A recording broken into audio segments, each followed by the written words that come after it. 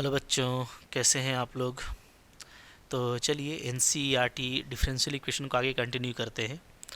तो देखो 9.2 हम लोग देख रहे थे और यहाँ से हम लोगों का solution of differential equation continue है।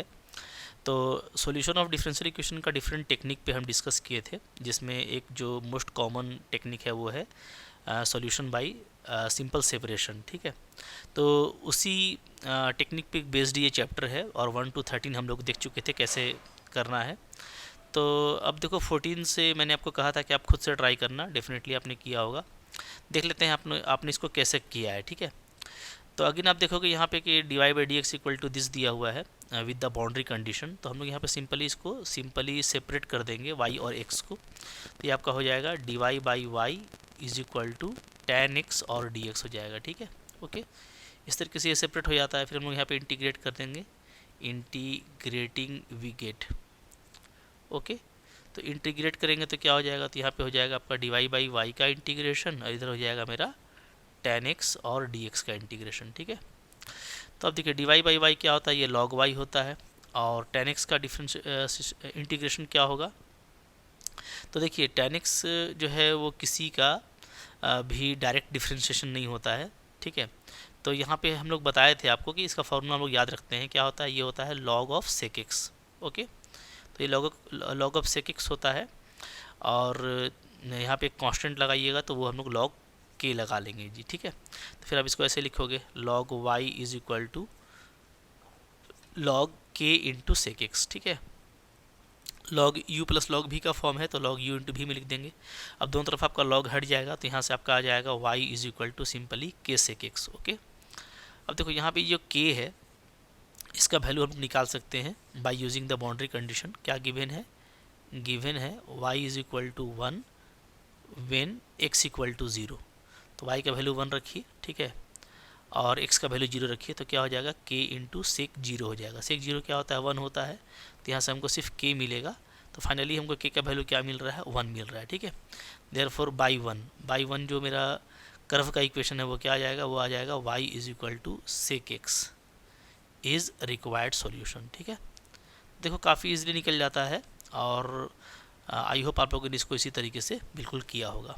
ठीक है जी, चलिए आगे बढ़ते हैं। फिर देखो क्या है यहाँ पे, नेक्स्ट क्वेश्चन नंबर 15 है। 15 क्या बोलता है, 15 बोलता है find the equation of curve passing through the point 0 0 and whose differential equation is this. ठीक है, तो आपको डिफरेंशियल इक्वेशन दिया हुआ है यहाँ पे, आप इसको कह सकते हो सिंपली क्या दिया हुआ है, D Y by D X आपको दिया हुआ है। वाई डैश का मतलब होता है D Y by D X. ठीक है, is equal to E x sine X. तो हम लोगों को बोल रहा है कि अगर ये 0 0 से पास करता है तो पक्का जो भी आपका जनरल सॉल्यूशन आएगा उसको आप पार्टिकुलर में कन्वर्ट कर लीजिएगा। तो आपको कर्व का इक्वेशन निकालना है। तो यहाँ पे भी हमको सिंपली इसको सोल्व करना है, तो हम लोग सिंपली सेपरेट कर देंगे। तो ये हो जाएगा D Y is equal to E x sine X और डी एक्स। ठीक है, फिर आप इंटीग्रेट करोगे, यहीं पे कर सकते हो, कोई इशू नहीं है। तो y इसका इंटीग्रेशन y हो जाएगा और यहाँ पे पार्ट्स से करेंगे, आइलेट अप्लाई करेंगे। ठीक है, तो आइलेट की अकॉर्डिंग अगर आप देखोगे तो जो है t पहले आता है, यानी आपका ये u बनेगा, ये आपका v बनेगा। ठीक है, चूँकि e जो है वो बाद में आता है। तो आइलेट से करेंगे तो हमारा यहाँ पे इंटीग्रेशन क्या आ जाएगा, u को छोड़ दीजिए और v का इंटीग्रेशन ex का ex हो जाएगा माइनस, फिर यहाँ पे हम लोग साइन का डिफरेंशिएशन करेंगे तो cos x आ जाएगा। ठीक है, और ex का क्या होता है जी, ex ही होता है। ठीक है, तो साथ में dx ऐसा आ गया।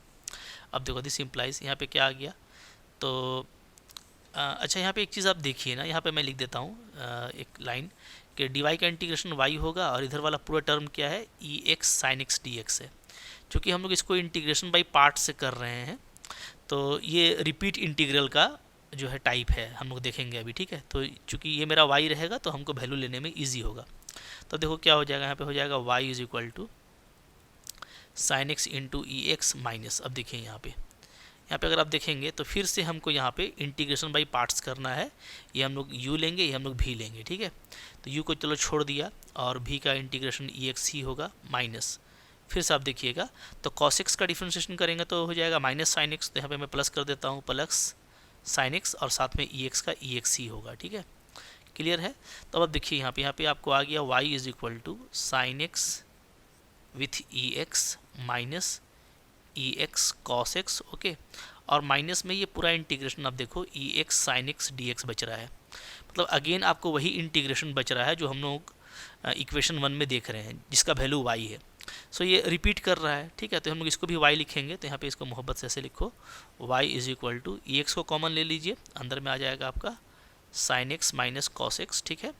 तो इन दो टर्म से ई एक्स को कॉमन लेंगे और ये जो पूरा टर्म है ये मेरा क्या कहलाएगा, y कहलाएगा यूजिंग 1, ठीक है। अगर हम लोग 1 को देखें तो ये मेरा पूरा क्या है, ये मेरा पूरा y है, ओके।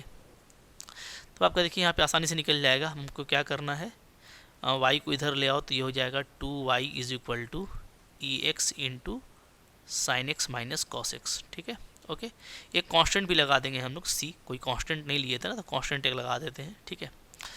तो यहाँ से हम लोगों का जो y का वैल्यू है वो क्या आ जाएगा, वो आ जाएगा e x by 2 into sine x minus cos x और प्लस एक कांस्टेंट, ओके। तो कांस्टेंट k, अब c बाई 2 नहीं लिख रहे हैं, k लिख रहे हैं। k क्यों लिखा है ये सब मैं पहले बात कर चुका हूँ, ठीक है। तो अब देखो, चूँकि ये तो मेरा सॉल्यूशन आ गया, बट हमको ये गिवन है कि ये कहाँ से पास कर रहा है, ये ओरिजिन से पास कर रहा है, तो हमको k का वैल्यू मिल जाएगा। तो फाइनली ये जो आपको जनरल सॉल्यूशन आया है ना, इसका आप पार्टिकुलर वैल्यू निकाल लीजिएगा, ठीक है। तो चलो कर लेते हैं उसको हम लोग यहाँ पे, ओके। तो क्या हम लोग बोलेंगे, हम लोग बोलेंगे कर्व 2, जो मेरा कर्व 2 आया है, ठीक है, पासिंग इज पासिस थ्रू या is passing through is passing through origin, ये ओरिजिन से पास करता है, ठीक है। तो यानी इसको सेटिस्फाई करेगा, यानी y भी 0 और x भी 0, तो 0 इज इक्वल टू हो जाएगा e का पावर 0/2, यहाँ पे हो जाएगा sine 0 minus cos 0, okay, plus k, ठीक है जी। अब देखिए ये तो 0 है, e का पावर 0 1 होता है, तो 1/2 बचेगा, साइन 0 0 हो गया, कॉस 0 माइनस कॉस 0 1 होता है, ठीक है। तो प्लस k, तो k का जो वैल्यू है यहाँ से मेरे को क्या मिल रहा है, 1/2 मिल रहा है। तो अगेन इसको यहाँ पे हम लोग पुट कर देंगे तो हमको यहाँ पे फाइनल सॉल्यूशन मिल जाएगा, ठीक है। देयरफॉर क्या हो जाएगा, therefore equation of curve, equation of curve 2 is, तो 2 जो आया था उसमें हम लोग k का वैल्यू रखेंगे 1/2, तो मेरा आंसर आ जाएगा y is equal to E x by 2 sine x minus cos x, okay, plus 1/2, okay. तो बिल्कुल मोहब्बत से देखिए इस तरह का आंसर आएगा और काफ़ी आसानी से आप निकाल सकते हैं। तो एक अच्छा क्वेश्चन है इस तरह का। देखो एक तरह से एप्लीकेशन भी आपको समझ में आ रहा है डिफरेंशियल इक्वेशन का, कि मोस्टली डिफरेंशियल इक्वेशन अगर गिवन है तो वहाँ से आप किस तरीके से उसका सोल्यूशन एज ए कर्व निकाल सकते हैं, और अगर बाउंड्री कंडीशन दिया हुआ है तो उसका यूज़ करके आप उसका पार्टिकुलर वैल्यू भी निकाल सकते हैं कर्व का, ठीक है। चलिए आगे बढ़िए, फिर क्या है, देखो यहाँ पे क्वेश्चन नंबर 16 आ रहा है मेरे पास में। 16 बोलता है for the differential equation this one find the solution of curve. ये भी वही है, ठीक है। बस वीडियो आप पॉज कीजिए और बनाइए, लास्टली आप इससे पास करा दीजिएगा तो आपका काम हो जाएगा। तो चलो देख लेते हैं कैसे आप लोगों ने किया। यहाँ पे गिवन डिफरेंशियल इक्वेशन क्या दिया हुआ है जी, डिफरेंशियल इक्वेशन इज, शॉर्ट में लिखा है मैंने DE।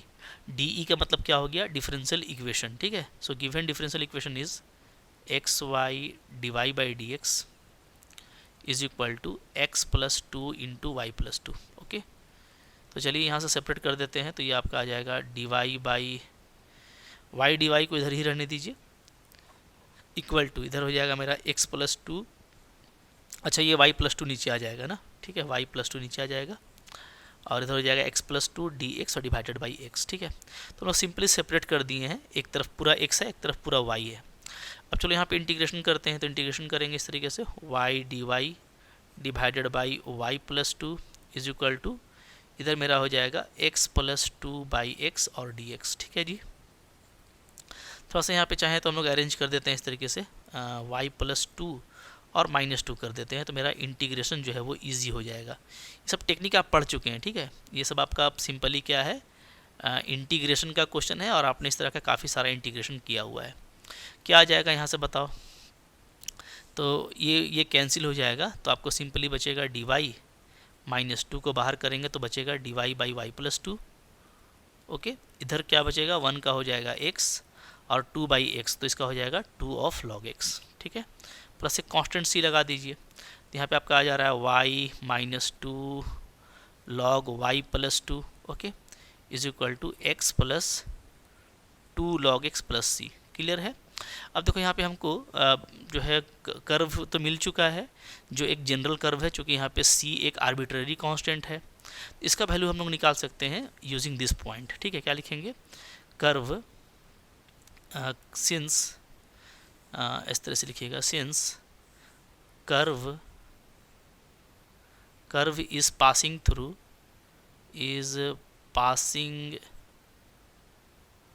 थ्रू 1 - 1, ठीक है। 1 - 1 से पास करता है तो डेफिनेटली इसको सेटिस्फाई करेगा, यानी y के प्लेस पे 1 डाल दीजिए, x के प्लेस पे 1 और y के प्लेस पे -1, तो ये -1 हो गया, ठीक है। -2 यहाँ पे आपका आ जाएगा, log 1 बचेगा, ठीक है, इज इक्वल टू 1 + 2 log 1 और प्लस c, ठीक है। अब देखो log 1 0 होता है, ये भी 0 हो गया, ये भी 0 हो गया, ठीक है जी। तो c का जो वैल्यू बच रहा है वो क्या बच रहा है, वो बच रहा है -1 यानी -2 आ रहा है c का वैल्यू। फाइनली इसको पुटअप कर दो, आपका आंसर आ जाएगा, ठीक है। तो क्या लिखेंगे, इसको आप चाहो तो इक्वेशन ले लीजिए 1, लिखिए हेंस इक्वेशन ऑफ कर्व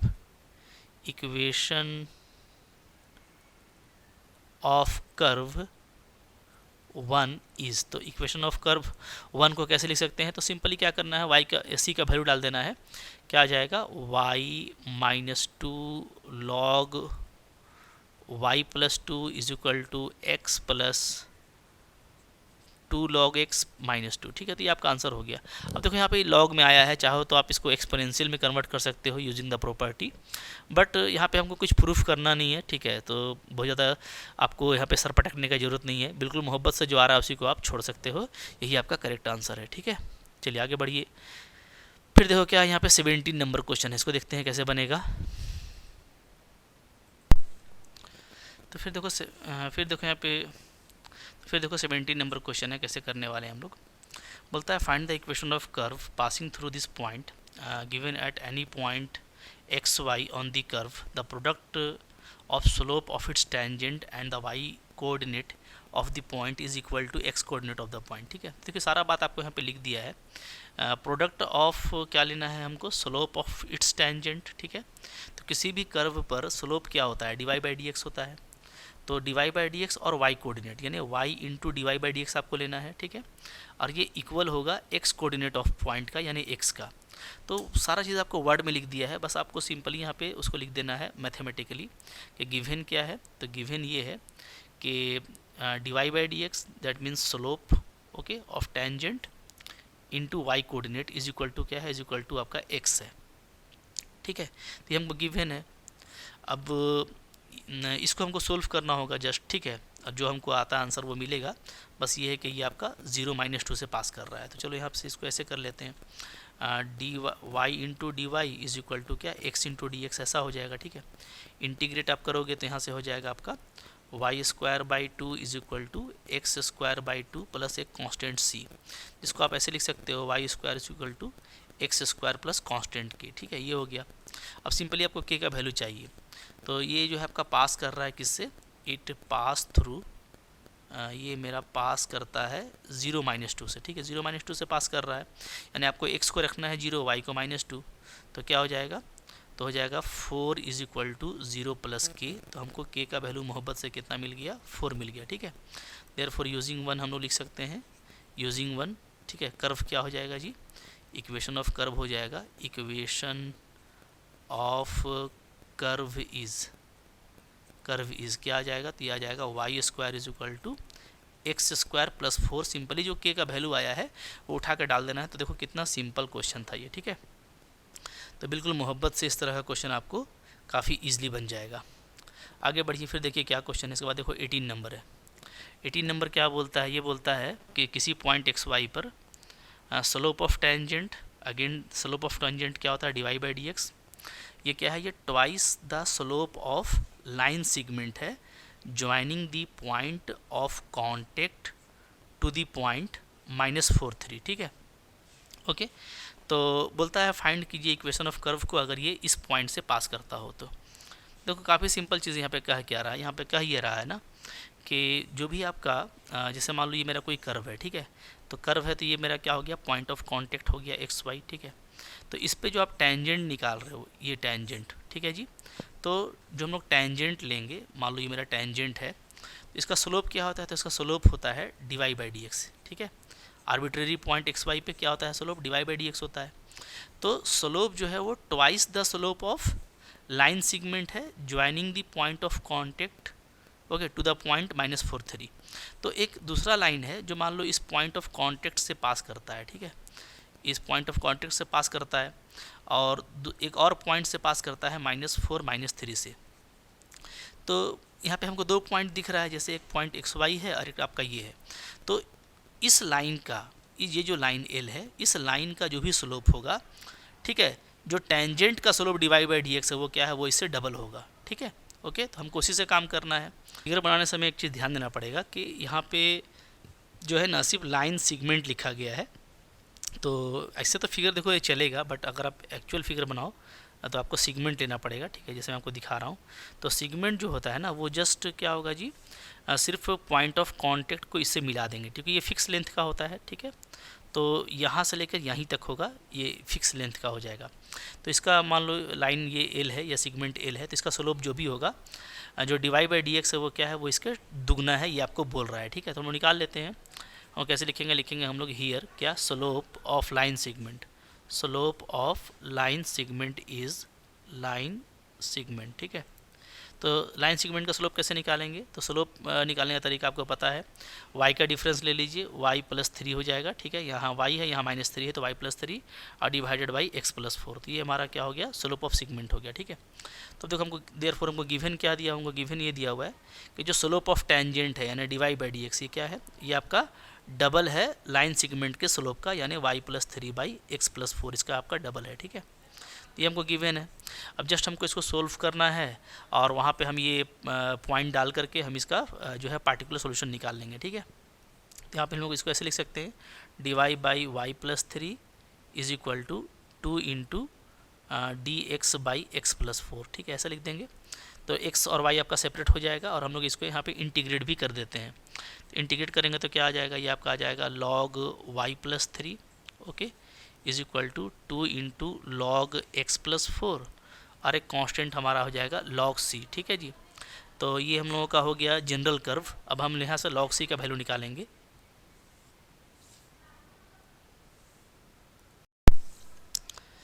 तो इसके बाद हम लोग सिंस क्या करेंगे, यहाँ पे लिखेंगे सिंस ये जो कर्व है हमारा, since this curve is passing through, तो ये आपका पास करता है, ठीक है, किससे पास करता है, ये पास करता है -2 1 से, ठीक है। तो इसको यहाँ पे पुटअप कर दीजिए। तो पुटअप करेंगे तो क्या हो जाएगा, तो x को -2 डालना है और y को 1 डालना है, तो यहाँ पे आपका आ जाएगा ये log 4, ठीक है, is equal to 2 into log, ये आपका बचेगा 2 और प्लस यहाँ पे आपका log c। तो हमको अब log जो है c का वैल्यू निकालना है।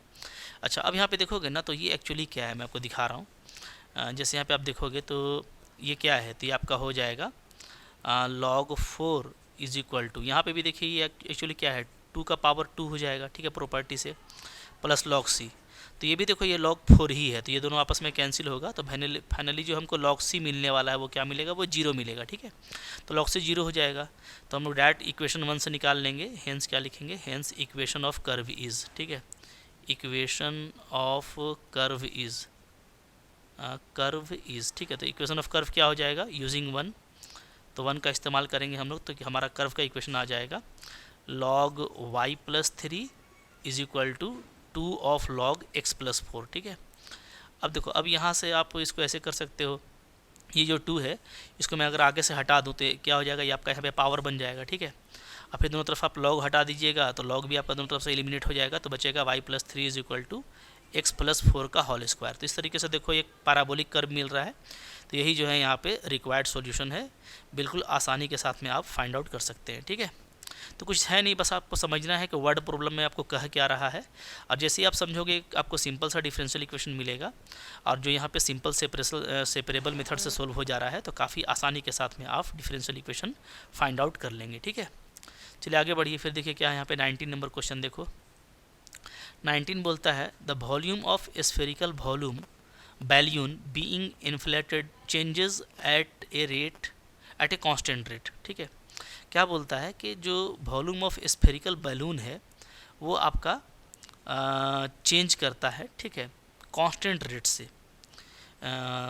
If initially its radius is 3 unit, okay, and after 3 second it is 6 unit, find the radius of balloon after T second. तो देखो यहाँ पे जैसे आपको लिखा है ना, रेट ऑफ वॉल्यूम का बात किया है कि कांस्टेंट है, ठीक है। तो हम यहाँ पे ऐसे कर लेते हैं, गिवन क्या है, गिवन मेरा ये है कि rate of volume of spherical balloon, ठीक है। ये क्या है जी, ये आपका कांस्टेंट है, ठीक है, कांस्टेंट रेट से बढ़ रहा है।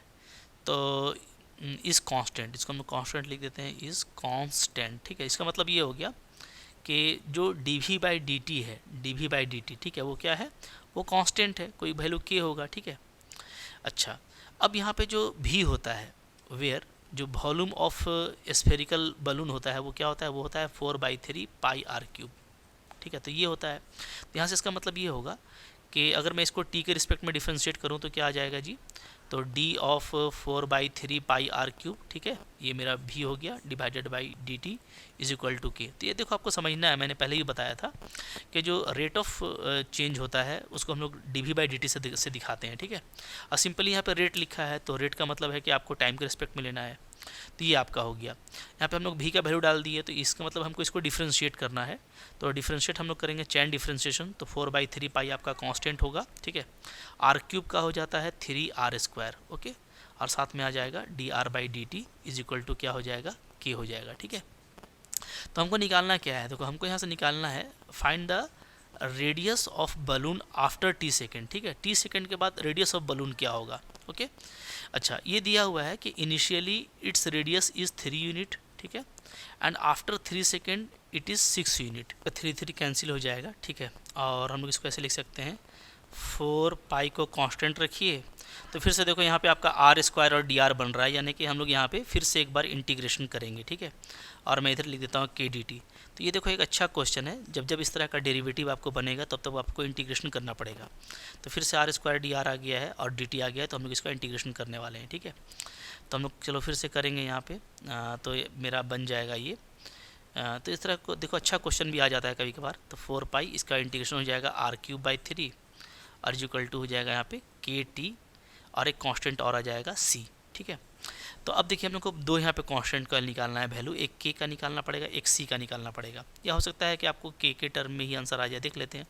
तो हम लोग बारी बारी से बाउंड्री वैल्यू इस्तेमाल करेंगे। जैसे देखो पहले ये दिया हुआ है कि शुरू में जो रेडियस है वो 3 यूनिट था, और जो 3 सेकंड के बाद रेडियस है वो क्या हो गया, वो 6 यूनिट हो गया। तो यहाँ पे देखो इनिशियली का मतलब क्या होता है, इनिशियली का मतलब होता है कि जब एकदम स्टार्ट किए थे, यानी t = 0, तो t = 0 पे r = 3 है, तो एक हम इसका यूज़ करेंगे। और आफ्टर 3 सेकेंड यानी t = 3 पे r का वैल्यू क्या है, 6 है, एक हम इसका इस्तेमाल करेंगे, ठीक है। तो पहले हम इसका इस्तेमाल करते हैं, t = 0 r = 3 का। तो आपका क्या गिवन है, तो हमारा गिवन है क्या, गिवन व्हेन t = 0 r = 3, ठीक है। इसका हम लोग यूज़ करेंगे तो क्या हो जाएगा, तो 1 इम्प्लाइज यहाँ से आ जाएगा, डालिए, तो t का वैल्यू 0 डालेंगे तो ओनली c बचेगा इधर, ठीक है। इधर मेरा बचेगा r का वैल्यू 3 डाल देंगे तो हो जाएगा 4 पाई 3 का पावर क्यूब यानी 27/3। तो यहाँ पे 9 हो जाएगा, तो 9 4 या 36, तो 36 पाई आ रहा है, तो हमको c का वैल्यू यहाँ से मिल गया, ठीक है, ओके।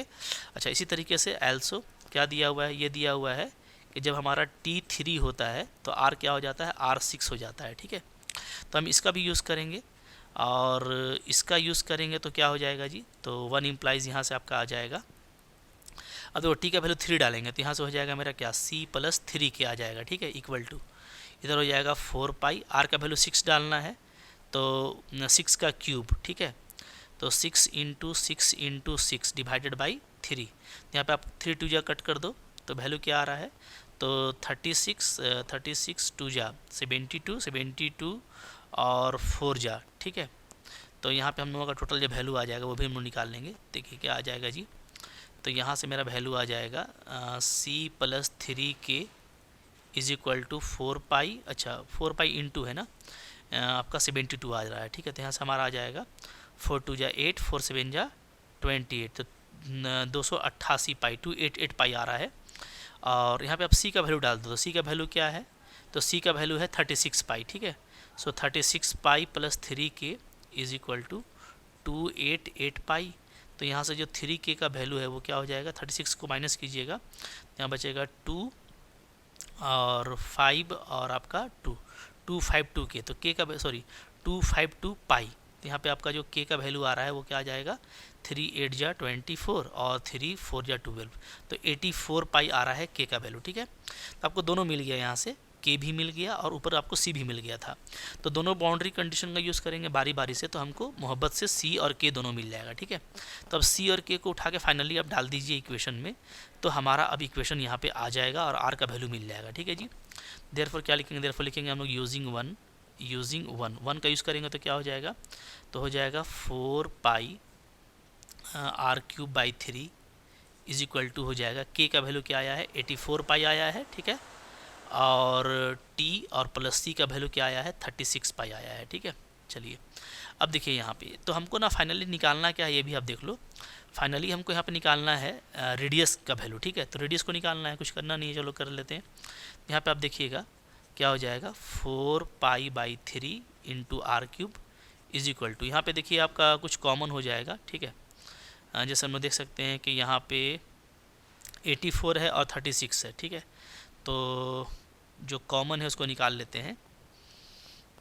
क्या कॉमन हो जाएगा जी, यहाँ पे 4 को ही चलो कॉमन ले लो, 4 पाई को कॉमन ले लेते हैं। ठीक है, तो यहाँ पे हो जाएगा मेरा 21t और प्लस 9, इस तरीके से आ जाएगा।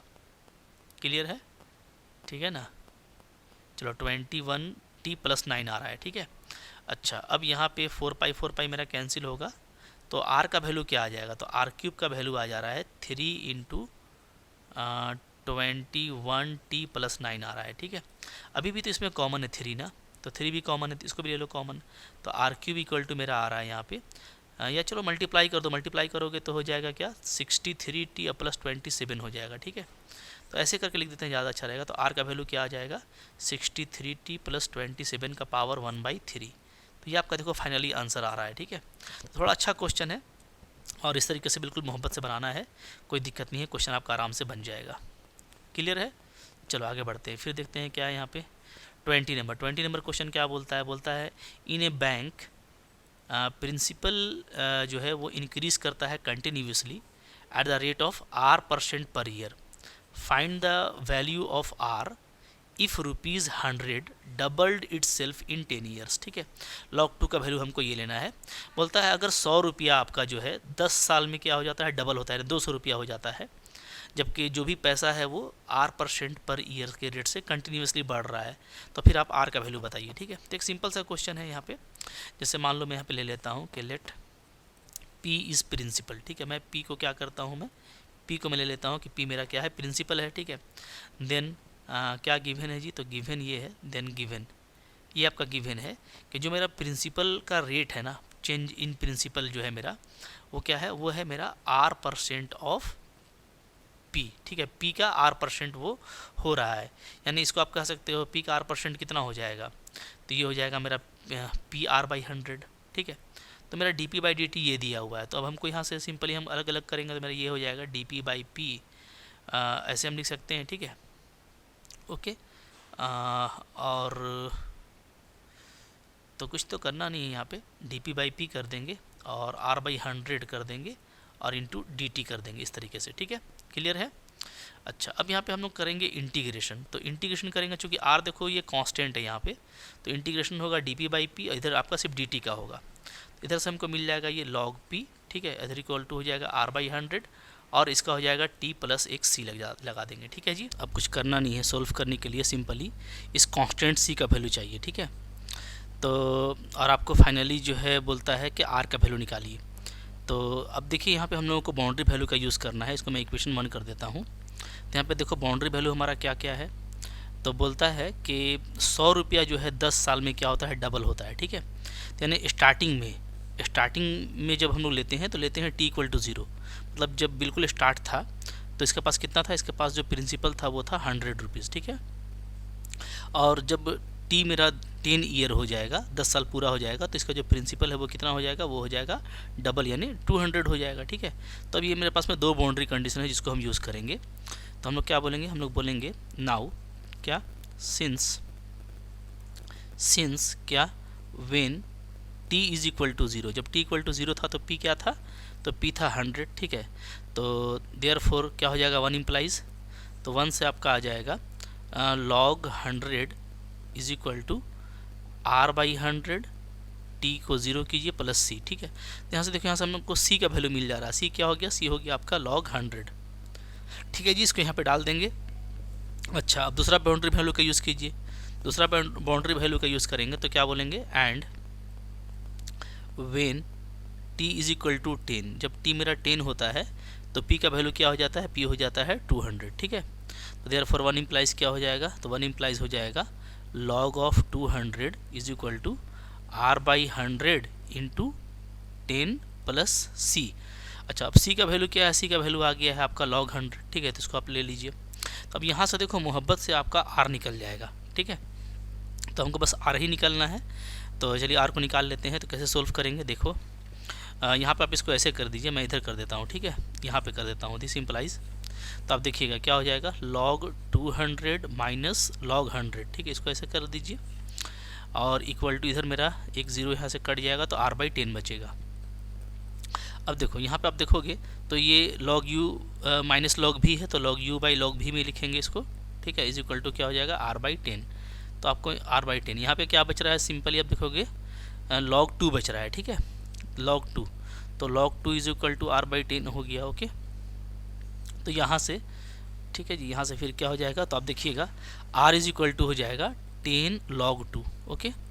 अच्छा, log 2 का वैल्यू हमको दिया हुआ है, कितना है log 2 का वैल्यू, तो ये है 0.6931, ठीक है। तो इसको हम लोग जब मल्टीप्लाई करेंगे तो हो जाएगा 6.931 हो जाएगा। ये मेरा r का वैल्यू आ गया। तो यही देखिए r का वैल्यू है। तो अगर हम लोग परसेंटेज में इसको देखें तो जो कि r मेरा परसेंट का रेट था, तो देयरफॉर हम लोग कह सकते हैं क्या, कि जो मेरा r होगा वो क्या होगा, वो 6.93% होगा।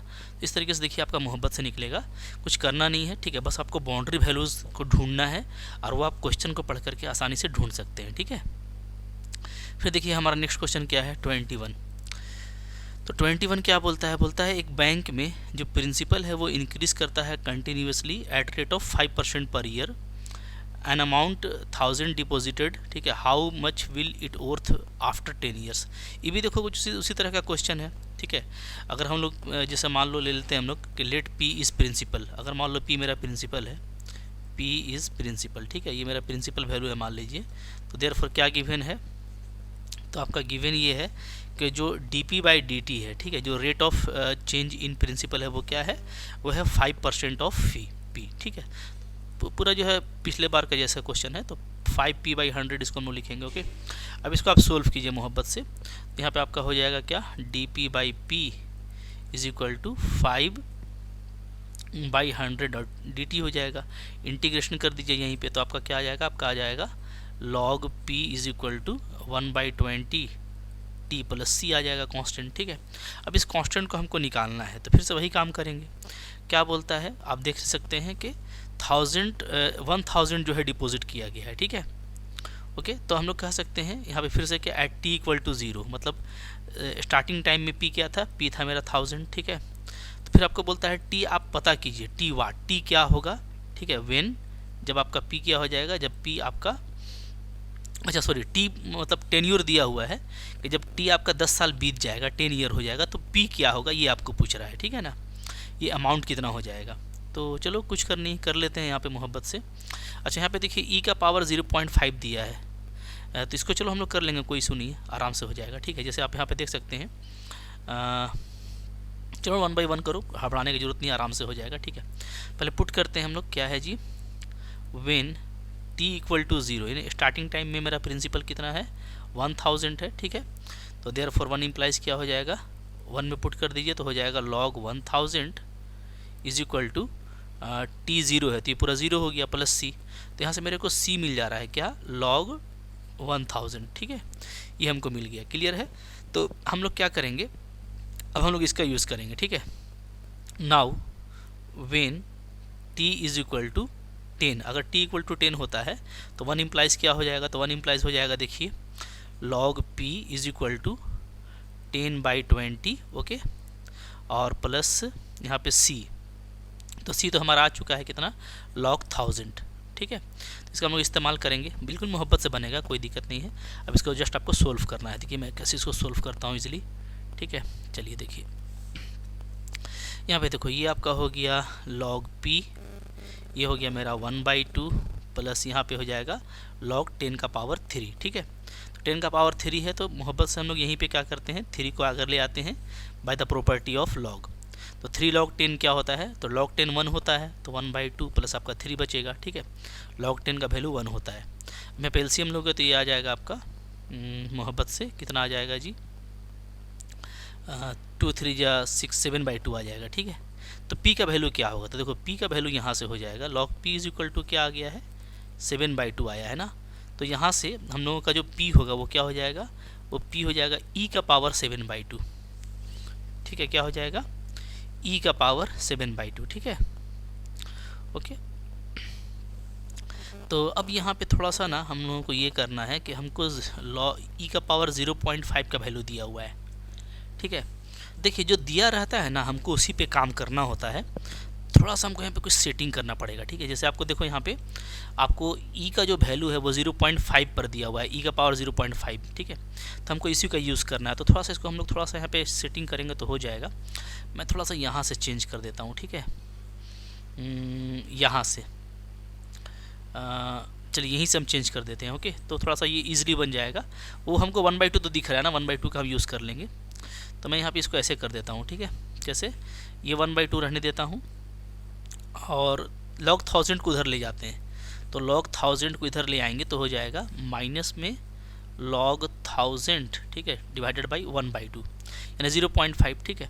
तो अब यहाँ से देखो, यहाँ से आपका ये हो जाएगा log p/1000, ठीक है, by property log u minus log v को log u बाई v लिखते हैं, ठीक है, 0.5। तो अब यहाँ से देखिए आपका आ जाएगा p/1000 इज इक्वल टू ई का पावर 0.5। अब ये आ गया हमारा, ठीक है। लॉग हटाए तो एक्सपोनेंशियल में 0.5 आ गया।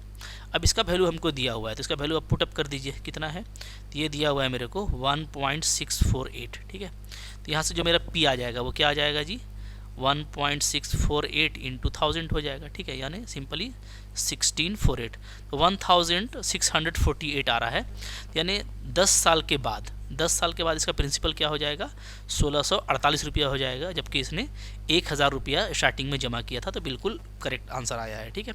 देखिए ये जो है एप्लीकेशन है हम लोगों का डिफरेंशियल इक्वेशन का, और कितना अच्छे से आप डिफरेंशियल इक्वेशन का यूज़ करके इस तरह का जो क्वेश्चन है परसेंटेज वाला, ठीक है, या आप जो पहले पढ़ते थे बचपन में जिसको आप लोग इंटरेस्ट के फॉर्मूला से बनाते थे, तो उन सारे क्वेश्चंस को अब आप डिफरेंशियल इक्वेशन, अगर रेट वगैरह गिवन है तो आप डिफरेंशियल इक्वेशन का यूज़ करके बना सकते हैं, ठीक है।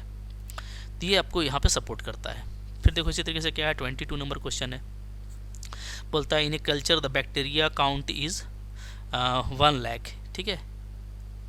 तो 1 लाख जो है बैक्टीरिया काउंट है किसी कल्चर में, और ये इंक्रीज़ करता है 10% इन 2 आवर, मतलब हर 2 घंटे में ये 10% बढ़ जाता है। तो बोलता है कि in how many hours will the count rich 2 lakh, तो 2 लाख कब हो जाएगा।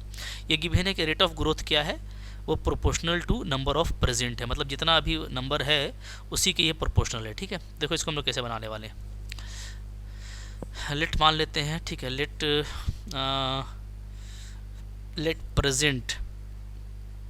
प्रेजेंट काउंट ऑफ बैक्टीरिया, मान लेते हैं कि अभी के टाइम में ये जो है क्या है, सपोज करते हैं n है, ठीक है, या x मान सकते हो, कोई दिक्कत नहीं, x मान लीजिए, ठीक है। प्रेजेंट काउंट क्या है, x है, ठीक है। देयरफॉर गिवन क्या है, तो गिवन ये है कि इसका जो रेट है बढ़ने का dx/dt वो क्या है, वो प्रोपोर्शनल टू x है, मतलब प्रोपोर्शनल टू प्रेजेंट नंबर है, ठीक है। ये आपको दिया हुआ है, तब आप मोहब्बत से इसको ऐसे लिख सकते हो, dx/dt इज इक्वल टू क्या, kx, ठीक है। हम लोग प्रोपोर्शनल को हटाएंगे तो एक कांस्टेंट के लग जाएगा, यहाँ इसको सोल्व कीजिए तो क्या हो जाएगा, dx/x इज इक्वल टू हो जाएगा kt।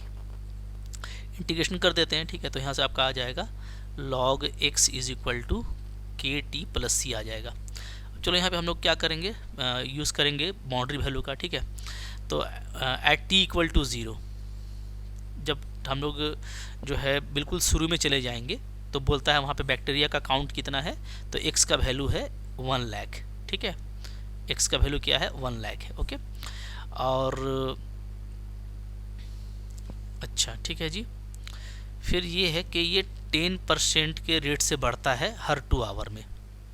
ओके ठीक है, तो कोई इशू नहीं है। यहाँ से हम लोग ऐसा कर लेंगे ना कि दूसरा वाला निकाल लेते हैं बाउंड्री कंडीशन। जैसे मान लीजिए 2 घंटा आफ्टर 2 आवर, यानी when T is equal to, जब 0 आवर था तो x इतना था, तो 2 घंटे के बाद क्या हो जाएगा, तो 1 लाख में 10% बढ़ जाएगा। तो x का वैल्यू क्या हो जाएगा, तो x का वैल्यू हो जाएगा 1 लाख प्लस इसका 10%, ठीक है।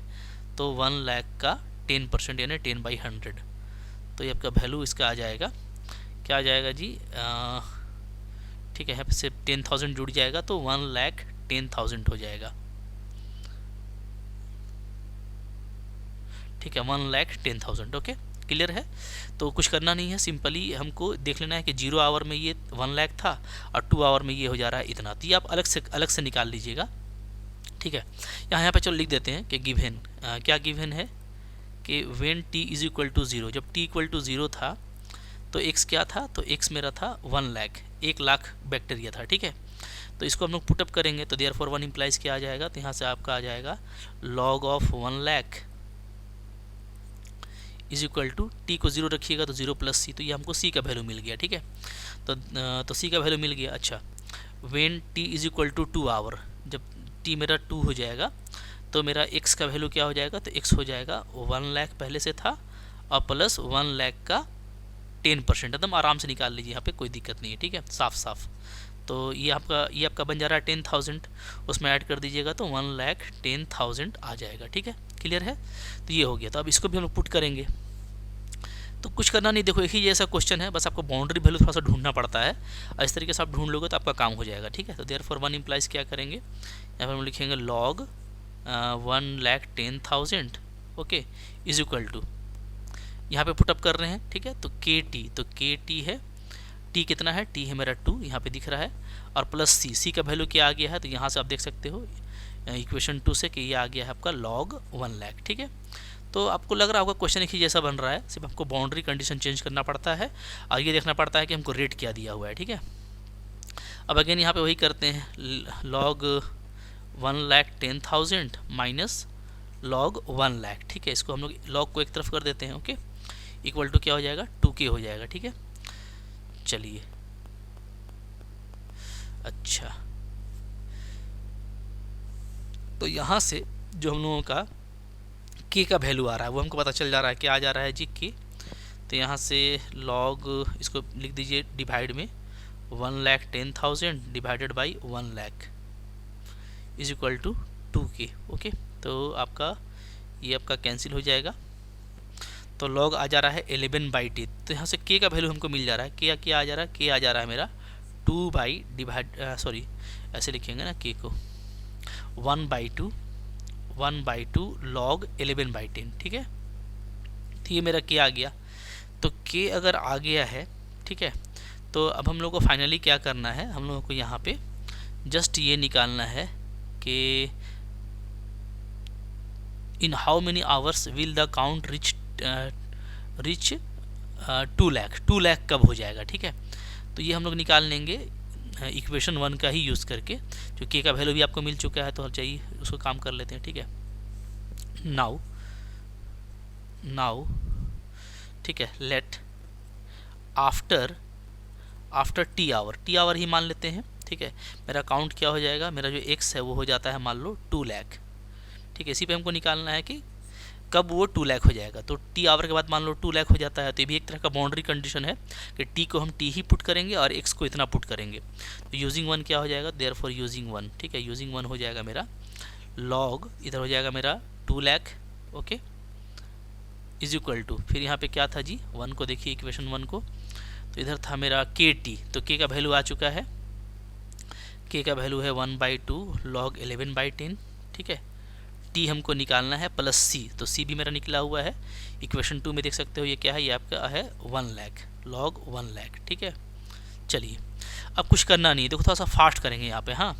जैसे हम इस log को ला करके इधर माइनस करेंगे तो माइनस में आएगा, फिर उसको आप डिवाइड में कर सकते हो, तो आपको सिंपली बचेगा log 2, क्योंकि यहाँ पे देखिए log 2 लाख है, यहाँ पे log 1 लाख है, तो कट कर log 2 बचेगा, ठीक है। तो इक्वल टू क्या हो जाएगा, 1/2 log 11/10 इंटू टी, ठीक है। तो यहाँ से टी का वैल्यू क्या आ जाएगा, तो यहाँ से टी का वैल्यू सिंपली आ जाएगा 2 log 2, ठीक है, 2 log 2 हो जाएगा, और डिवाइड में आ जाएगा log 11/10, ठीक है। तो यही हमारा टाइम हो गया, मतलब इतना टाइम के बाद जो है जो काउंट है वो क्या हो जाएगा, वो आपका 2 लाख पहुंच जाएगा, ठीक है। तो देखो समरी करेंगे तो क्वेश्चन कुछ नहीं है, ठीक है। और आप यहाँ पे फाइनल लिख देना कि hence after 2 log 2 divided by log 11/10 hour, इतने आवर के बाद, ठीक है, जो काउंट है वो क्या हो जाएगा, काउंट रिच टू 2 लाख, ठीक है, काउंट जो है वो 2 लाख पहुंच जाएगा। तो अब देखो यहाँ पे है ना क्या कि जो भी क्वेश्चन आपको पूछता है ना, आपका एक डिफरेंशियल इक्वेशन होता है जो कि इस तरह से हम लोगों को दिया रहता है कि रेट जो है वो किसके प्रोपोर्शनल है, उसको सोल्व करते हैं, और जो भी एक इक्वेशन आता है, अब यहाँ से आपको सिर्फ बाउंड्री वैल्यू का काम रह जाता है। तो आपको बाउंड्री वैल्यू बनाना है, ठीक है, कि स्टार्टिंग में कितना था, फिर कुछ अगर रेट से बढ़ रहा है तो कितने घंटे में क्या हो गया, फिर जो आपको पूछ रहा है उसको भी आप एक तरह से आप बाउंड्री वैल्यू बना करके, कि मान लेते हैं टी का मान जब टी ही रहेगा तो एक्स मेरा 2 लाख हो जाएगा, तो फिर वहाँ पे जो भी कांस्टेंट आया उसको डाल दीजिएगा तो आपका आंसर निकल जाएगा। तो मुश्किल क्वेश्चन नहीं है, इस तरह से आप सिंपली इसको बना सकते हैं, ठीक है। तो अब बहुत ज़्यादा इंपॉर्टेंट नहीं है, अगर आप 12 लेवल की तैयारी कर रहे हो तो इस तरह का क्वेश्चन बहुत इंपॉर्टेंट नहीं है। हाँ, शुरू का 1-2 जो इक्वेशन ऑफ कर्व वाला था वो आपका इंपॉर्टेंट था, तो उसको आप देख लीजिएगा, ठीक है। बट ये भी मुश्किल नहीं है, लेकिन हाँ उतना पूछता नहीं है, बट ये है कि आप सीख रहे हो कि किस तरीके से आप काम कर सकते हो। अब देखो 23 नंबर है, बोलता है the general solution of the differential equation, ठीक है। अब ये लास्ट में ऑब्जेक्टिव क्वेश्चन आ गया, एक ठो लॉलीपॉप, अंत भला तो सब भला, तो आपको लास्ट में मीठा मीठा क्वेश्चन दे दिया है कि इसको बताइए इसका जनरल सॉल्यूशन क्या होगा। तो चलो इसको ऐसे कर लेंगे, dy/dx is equal to EX + y है ना, इसको EX × EY लिख दीजिए, ठीक है। तो अलग अलग करने में आपको आसानी हो जाएगा, इसको ऐसे कर दीजिए e - y dy is equal to EX × dx, ठीक है। तो अब देखो पूरा x और y अलग अलग हो गया, और हम e का पावर y को इधर लाएंगे तो माइनस में आ जाएगा, ठीक है। अब इसका इंटीग्रेशन हो जाएगा e का पावर -y/-1, ठीक है, इसका हो जाएगा EX और प्लस एक कांस्टेंट लगा दीजिए c। तो मोहब्बत से आप देखोगे क्या हो गया, अब देखोगे तो हो जा रहा है EX, ये माइनस में इधर है, इधर आएगा तो प्लस में हो जाएगा e का power -y equal to constant तो लेक c ही लेंगे, ठीक है। तो यहाँ पे आपको दिख रहा है कि ऑप्शन नंबर जो ए है वो बिल्कुल करेक्ट है, ठीक है, बिल्कुल मोहब्बत से बनेगा, कोई मुश्किल बात नहीं था। तो ये आपको आसानी से एक छोटा सा क्वेश्चन दे करके आपका ये चैप्टर एंड कर दिया है। तो देखो मोस्टली इसमें जो वर्ड प्रॉब्लम भी थे ना वो भारी नहीं था, ठीक है, मुश्किल नहीं था। हाँ, थोड़ा सा आपको इसका ट्रेंड को सीखना है कि कैसे बनाया जाता है। तो मैंने आपको आसान तरीका बताया है कि जो भी डिफरेंशियल इक्वेशन गिवन है उसको आप ले लीजिए, और बाकी सारे ही जो भी आपके डिमांड है जो गिवन है उनको आप बाउंड्री कंडीशन में पुटअप करके कांस्टेंट फाइंड आउट कीजिए, और लास्ट में जो भी आपको फाइंड करना है उसको आप फाइंड कर सकते हैं, ठीक है। तो आई होप आपने काफ़ी कुछ सीखा होगा, लेक्चर आपके लिए काफ़ी फ्रूटफुल रहा होगा, अच्छा लगा होगा, लाइक कीजिएगा, और चैनल पर नए सब्सक्राइब करके रखिए। 1 to 1 सारा NCERT कवर कर रहे हैं, सबको देख लो, ठीक है। आपका कैलकुलस अच्छा हो जाएगा, और कैलकुलस अगर अच्छा हो गया तो फिर मैथ्स आपका जिंगल वाला हो जाएगा, ठीक है। Thank you very much.